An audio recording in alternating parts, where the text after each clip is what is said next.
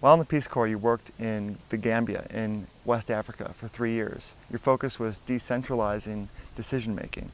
Tell me a bit more about that. One of my primary assignments as a Peace Corps volunteer was to help the Ministry of Health in the Gambia decentralize their decision-making. So what had been happening was the Ministry of Health would make all the procurement decisions. They would decide which supplies went where at what point in time, and they'd also try and decide what the targets for healthcare outcomes were for the entire country.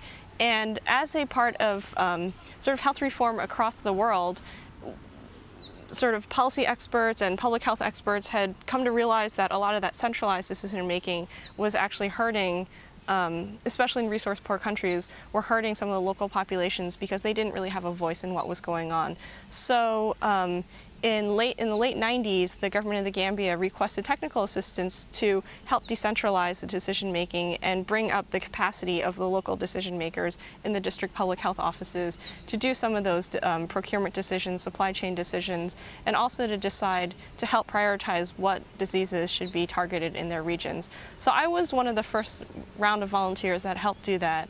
I helped build a disease surveillance system that was at the local level. I helped match the influx of pharmaceuticals to match the seasonality of a lot of the infectious diseases that we had. And I also helped, one of the major initiatives that I worked on was along with the WHO's effort to eradicate polio, was the National Immunization Days, where we did mass immunization campaigns.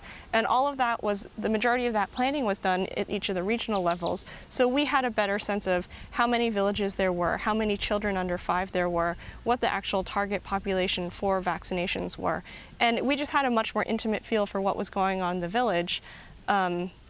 There hadn't been a national census in the Gambia in years, so at the central level there wasn't really a great sense of what the population was and what the exact catchment area population and needs were. So we were helping to make those decisions and figure out how much vaccine we needed.